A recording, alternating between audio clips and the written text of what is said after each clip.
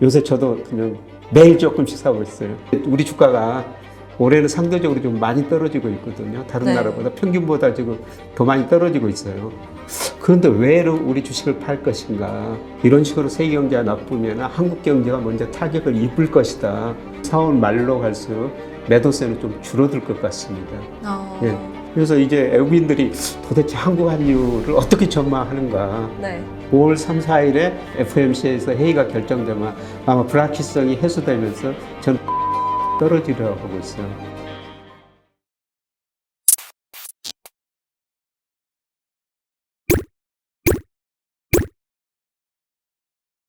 안녕하세요. 김영익의 경제스쿨 시청자 여러분. 오늘은 김영익 교수님과 함께 지금 외국인의 주식 매수를 결정하는 요인에 대해서 이야기 나누는 시간 가져보도록 하겠습니다. 교수님 안녕하세요. 네, 안녕하세요. 반갑습니다. 교수님 요즘 날씨가 많이 더워졌잖아요. 예, 저도 학교에서 여기까지 걸어오는데 네. 등에 좀 땀이 나더라고요. 네, 지금 저는 조금만 걸어도 막 땀도 나고 너무 더운데 교수님은 항상 서강대에서 지금 여기가 홍대 쪽에 있거든요. 홍대까지 막 항상 걸어 다니시더라고요. 지난 시간에 제가 말씀을 드렸잖아요. 네. 서영 씨는 100세까지 일해야 된다. 그러려면 건강해야 된다. 네. 아무거나 잘 먹고 건강해야 된다. 운동 규칙적으로 꼭 하셔야 됩니다. 네. 그 틈만 나면 걷는 게 좋거든요. 저도 오늘 집까지 한번 걸어가 보도록 하겠습니다. 예, 그렇게 한번 해보세요. 건강이 아주 좋아지실 거예요. 네. 아무튼 아이스 브레이킹을 한번 해봤고요. 첫 번째 질문부터 한번 들어가 보도록 하겠습니다. 교수님, 외국인이 우리 주식을 지금 팔고 있다는데요. 어느 정도인가요? 네, 많이 팔고 있죠. 네. 2020년부터 팔기 시작했는데요. 뭐 전체 시장에서 보니까 2020년에 한 24조 4천억 팔았고, 예, 작년에도 24조 9천억, 뭐 많이 팔고 있죠. 네. 그리고 올 3월까지도 9조 1천억 정도 팔았고요. 지금 4월 들어서도 3조 이상 팔고 있더라고요. 와. 이런 통계를 금감원 들어가면 금감원이 매월 발표를 해요. 네. 그래서 외국인이 우리 가지고 있는 주식 비중이 한때 33%까지 갔거든요. 근데 3월 말 기준으로 보니까 27%로 많이 줄어들어 버렸어요. 정말 많이 줄었네요. 그러면 정말 많이 팔아서 이렇게 비중이 줄었는데 반면에 지금 채권은 또 사고 있다고. 외국인들이 주식 판 것보다 우리 채권을 훨씬 더 많이 사고 있어요. 그래서 작년 한 해 동안 외국인 주식을 24조 9천억 팔았다고 그러는데 네. 채권 보니까 64조 5천억 엄청 샀죠. 네. 거의 40조를 더 산 거예요. 그리고 올 3월까지도 보니까 채권은 뭐 8조 원 정도 샀거든요. 네. 주식은 팔고 채권은 사죠. 그러면 왜 이렇게 주식은 팔고 채권은 사고 이게 반복이 되는 건가요? 2000년에 우리 주가가 너무 많이 올랐어요. 2000년에 MSCI 세계 평균 주가가 한 14% 올랐거든요. 네. 근데 우리 코스피는 무려 31%나 올라버렸죠. 많이 올랐네요. 네. 그러면 외국인들이 국가별로 포트폴리오 비중을 정하는데 우리 비중이 확 올라가 버렸죠. 그러니까 비중을 조절하게 팔 수밖에 없었다는 거죠. 네, 그래서 그런 현상이 아마 작년까지 있었고요. 우리 주가가 올해는 상대적으로 좀 많이 떨어지고 있거든요. 다른 나라보다 평균보다 지금 더 많이 떨어지고 있어요. 그런데 왜 우리 주식을 팔 것인가? 아마 환율이 올라갈 것이다. 환율이 올라가면 외국인들은 우리 주식 사면은 한차 손을 잇게 되거든요.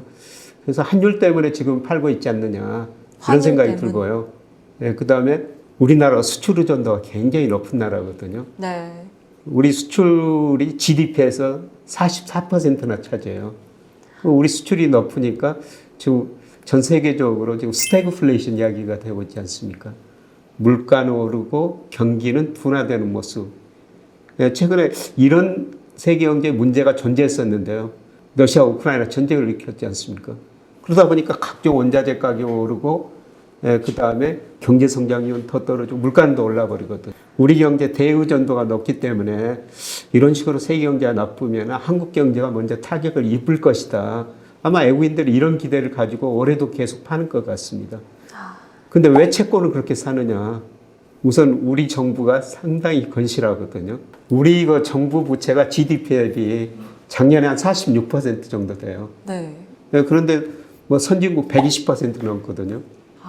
특히 일본은 230%가 넘어요. 일본 정부 정말 부실하죠. 그러네요. 신용도가 굉장히 높은 편인 거죠? 높죠. 우리가 중국보다도 훨씬 높고요. 더욱 중요한 것은 우리 실질 금리가 미국보다도 훨씬 높습니다. 지금 우리 국채 수익률 3.3%, 미국은 10년짜리가 한 2.89%, 명목금리도 높지만 환율에 결정적인 영향을 주는 것은 명목금리보다 실질금리거든. 실질금리라는 것은 보통 10년 국채 수익률에서 물가를 뺀 거예요. 네. 네, 지난 4월 소비자 물가가 4.1%였거든요. 그런데 그 국채 10년 수익이 한 3%였으니까 뭐 3%에서 4.1을 빼면 실질금리가 마이너스 1.1%. 네. 근데 미국은 지난 소비자 물가가 3월 달에 8.5%였잖아요. 아이고, 차이가 많이 나네요. 그렇죠. 미국 금리 3%라고 가정하더라도 미국 실질금리 마이너스 5.5%예요. 그러니까 우리 실질금리는 마이너스 1%대, 미국은 마이너스 5%인데 우리 실질금리가 미국보다 훨씬 높으니까 네. 우리 채권을 그렇게 많이 사는 거예요. 그러면 이 외국인이 주식을 살 때 뭔가 가장 영향을 많이 주는 변수가 또 있나요? 장기적으로는 한국 경제가 네. 어떻게 되느냐, 한국의 기업 수익이 어떻게 되느냐, 이걸 먹고 외국인들은 보통 장기 투자하는 외국인들이 많거든요. 외국인 보면은 미국계 자금이 한 42% 정도 돼요. 그래서 미국 거 기관 투자들을 보면은 단기로 투자하는 것보다 보통 장기를 내다보고 투자하거든요. 네, 그래서 한국 경제 성장률이 장기적으로 어떻게 되느냐, 네. 그 다음에 한국의 기업 수익 증가율, 기업 수익이 어떻게 증가할 것인가, 이걸 보고 외국인들 우리 주식을 사고 팔고 한다고 볼 수가 있는데요. 예, 그런데 단기적으로 보니까 환율이 제일 중요해요. 결국은 환율인 거죠. 예. 그래서 제가 분석해 보니까 외국인 누적 순매수하고 환율을 관계를 보니까 상관계수도 상당히 높고 환율이 떨어질 때 외국인 순매수했고요. 환율이 올라갈 때 외국인들 우리 주식을 팔았어요. 그래서 통계적으로 인과관계 분석이라고 있는데요. 네. 누가 원인이 되고 누가 결과인가 이런 걸 분석하는 뭐 통계 기법으로 조금 어려운데 그랜저 심스 테스트라고 있거든요. 어려워요.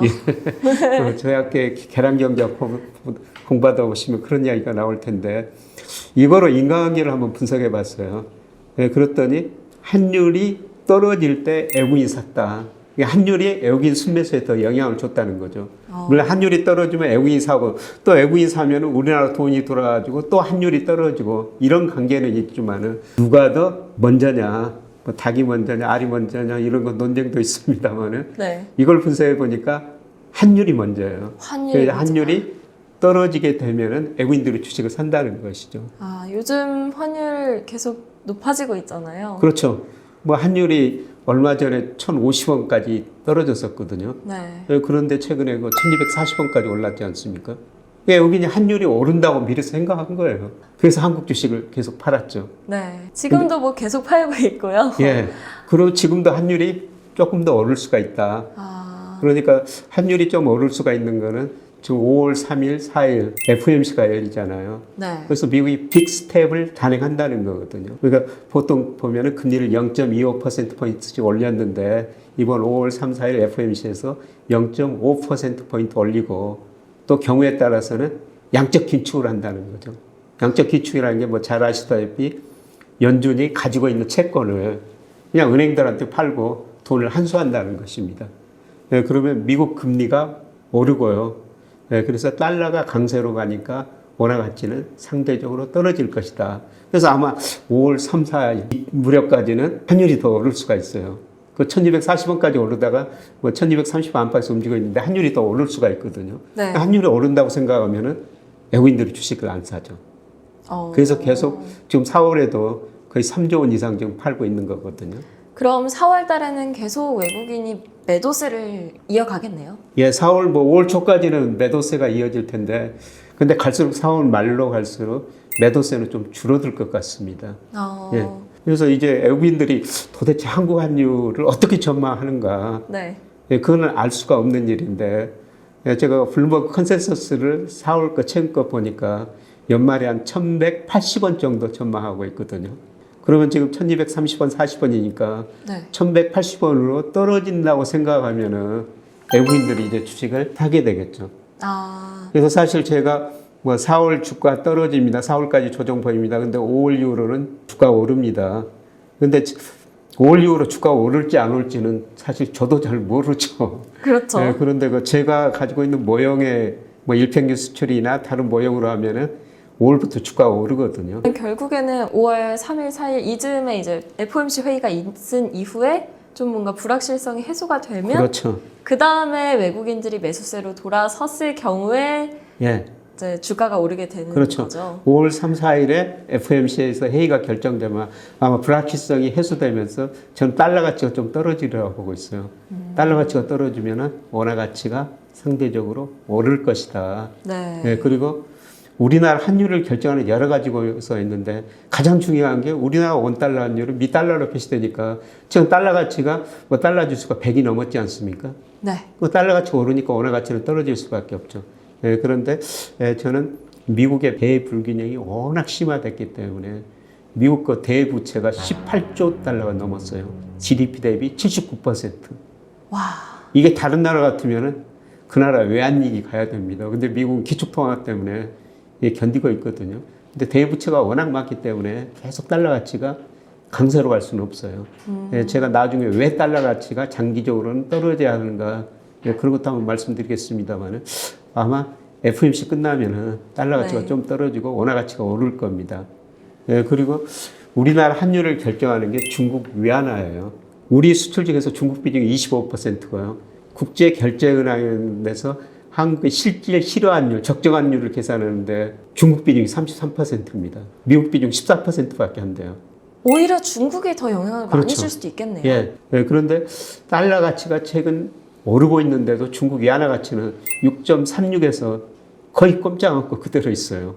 네. 근데 중국은 뭔가 예외 케이스 같다는 생각도 들거든요. 중국은 아직 자유 변동 환율이 아니고요. 네. 뭐 시장 평균 환율을 제대로 매일매일 아침에 중국 정부가 고시를 합니다. 그래서 중국 정부가 인위적으로 개입할 수도 있어요. 네. 근데 어떻든 중국 위안화 가치가 안 떨어진다는 것은 결국은 우리나라 원달러 환율 중국 위안화 가치하고 같이 움직이니까 원화 가치도 오를 수밖에 없을 것 같습니다. 아. 그리고 앞서 말씀드렸습니다만 미국이 금리를 올려도 우리 금리가 아까 실질 금리가 미국은 마이너스 5%대, 우리는 마이너스 1%대 이게 환율에 중요한 영향을 미치거든요. 그래서 우리 실질 금리가 미국 금리보다 높기 때문에 아마 채권 시장으로도 돈이 들어오고 주시장으로 좀 돈이 들어올 것 같습니다. 그래서 과연 이제 뭐 적정 환율이 얼마냐, 네. 환율이 얼마까지 떨어지면 좋겠어요. 환율이요. 아까도 1180원 얘기를 해주셨는데 뭐 그 정도까지 떨어지면 예. 좋지 않을까요? 사실 그 적정 환율이라는 건 계산할 수가 없어요. 제가 정말 뭐 많은 경제 모델로 해보는데 뭐 변수에 따라 다르고요. 그 다음에 기준 연도를 얼마로 하느냐에 다 따라 다르거든요. 지금 국제결제은행에서 우리나라 실질 실환율 평가하면은 우리나라 통화가 이제 거의 적정 수준에 접근해 가고 있고요. 네. 그 다음에 혹시 빅맥 지수라고 들어보셨어요? 빅맥 지수 들어봤어요. 네. 맥도날드 가면 빅맥이라는 햄버거가 있죠. 네. 하나에 얼마예요? 제가 빅맥을 그렇게 많이 먹지 않아서 잘 모르겠는데 4,500원 정도 하지 않을까요? 뭐 4,600원입니다. 아. 그래서 저는 맥도날드 가끔 빅맥 가격이 얼마나 되나 그걸 보러 맥도날드에 가거든요. 네. 근데 영국의 디 이코노미스라는 경제 주간지가 있는데 이것 가지고 세계 적정 환율을 매 분기마다 평가합니다. 근데 미국 거 4개 도시 평균 가격이요. 5달러 81센트예요. 훨씬 비싼 거 아닌가요? 그렇죠. 그러니까 우리나라에서 빅맥 하나 살 돈은 4,600원이고 네. 미국에서는 5달러 81센트거든요. 와. 그러면 1달러당 하려면 4,600원을 5.81로 나누면은 791원이 나와요. 빅맥이라는 햄버거 보는 한국의 적정 환율은 791원이라는 것이죠. 별로 의미 없어 보이죠? 뭔가 너무 차이가 많이 너무 나서요. 많이 차이 나죠? 네. 너무 많이 차이 납니다. 지금 현재 환율이 1,230원이니까 언제 791원까지 갔었겠어요. 너무 차이가 많은데, 근데 이걸 장기적으로 이렇게 빅맥 지수를 보니까 방향은 같아요. 이 빅맥 지수 여기에 환율이 꼭 가는 건 아니지만은 빅맥 지수에 장기적으로 이게 떨어지면 환율이 떨어지고 이게 오르면 방향은 같거든요. 그래서 이런 걸 보더라도 지금 제가 보기에는 1,240원 환율은 너무 높다. 아. 그래서 저는 외국인도 저같이 생각하는 외국인들이 많이 있으리라고 생각해요. 그래서 환율 때문에도 5월부터 저는 외국인들이 주식을 살 것이다. 그래서 주가가 반등할 것이다. 네. 그럼 외국인이 사면 누군가는 팔아야 되겠죠. 그렇죠. 근데 애군이 그동안 팔았던 주식이 주로 삼성전자예요. 아, 그러면 삼성전자를 다시 매수를 하게 되겠네요. 아마 그럴 것 같습니다. 삼성전자가 작년만 해도 애국인 비중이, 보유 비중이 한 55%까지 갔었거든요. 정말 높네요. 근데 최근에 51%로 떨어졌어요. 아, 그러면 약 4% 정도가 다시 들어오게 된다라고 가정을 했을 아마 때는 4%포인트까지는 안 들어올 것 같은데. 네, 그 정도까지는 그래도 아니군요. 환율 떨어지고 외국인이 주식을 산다면은 한국의 대표 우량주를 사죠. 그러니까 삼성전자가 외국인들한테 현금 지급기다 이런 이야기까지 나왔지 않습니까? 네. 우선 세계적인 기업이고 그 다음에 사고 팔기가 굉장히 쉽거든요. 네, 그래서 언제든지 삼성전자는 샀다 팔았다 그것 가지고 사실 한국 비중을 조절하는 것이죠. 네, 그래서 제가 저 삼성전자 주식이 5월부터 오를 것이다. 물론 저 추세적인 상승은 아닐 거예요. 경기가 네. 둔화되니까. 네, 그래도 지금 뭐 6만 7천 원까지 떨어졌단가요? 외국인들이 사면서 뭐 5월, 6월, 7월 가면서 네, 저는 삼성전자 주가가 오를 수 있다. 네, 그래서 지난 시간에 삼성전자 주식 한번 관심을 가지시라 이런 말씀을 드렸는데요. 네.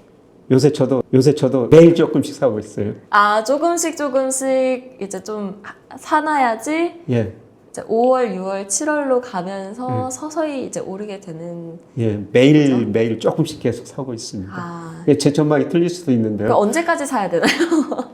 저는 5월 초까지 살 생각인데 네. 그렇다고 저 삼성전자 주식 제가 이런 말씀을 드렸다고 꼭 사시라는 건 아닙니다. 네, 그렇죠. 제가 그렇다는 겁니다. 네. 한번 이거 참고하시라는 겁니다. 네, 참고만 해주세요. 일단 오늘 이제 외국인이 주식 매수를 결정하는 요인에 대해서 이제 말씀을 해주셨는데, 영향을 주는 변수는 한국의 뭐 경제 성장, 예. 기업 수익이지만 단기적으로 봤을 때는 환율이다. 환율이다.